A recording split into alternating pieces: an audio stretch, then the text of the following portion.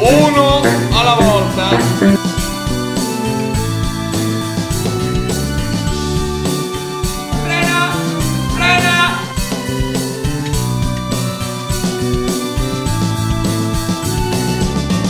Siamo stati molto contenti di partecipare, di essere promotori di questo progetto insieme alle Autostrade del Brennero, alla Polizia Stradale e a tutti i comuni che hanno aderito a questa iniziativa, oltre che chiaramente un ringraziamento particolare al Museo Nuvolari che ci ha permesso di raccontare questa bellissima storia che appunto è di questo personaggio che amiamo tutti. Successivamente allo spettacolo abbiamo la possibilità in questo caso di presentare un percorso laboratoriale costruito con l'Autostrade del Brennero e la Polizia Stradale, alle quali verrà dato un libretto di presentazione costruito apposta per questa iniziativa che racconta in qualche modo gli estremi per poter in qualche modo essere sicuri e guidare sicuri nelle autostrade.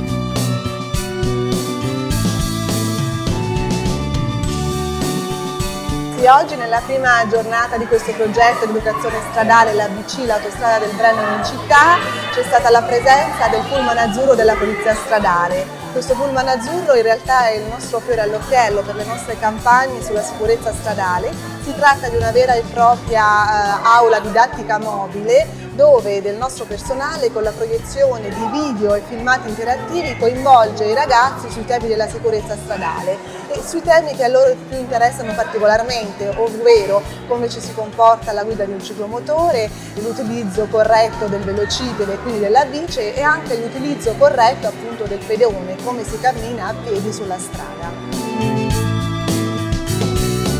L'iniziativa che oggi Autobrennero ci presenta è un'iniziativa che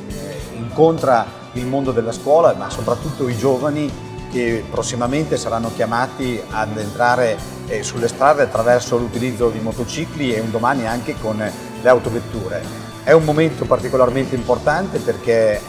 l'autostrada si mette a disposizione anche come strumento educativo e strumento anche che cerca di andare a formare delle coscienze anche per il futuro. 12 appuntamenti quindi su tutta la tratta dell'Autobrennero significano l'impegno che l'autostrada ha nei confronti appunto delle nuove generazioni, ma a confronto anche di questa tematica che è la sicurezza autostradale. Un'autostrada che dà ai territori l'opportunità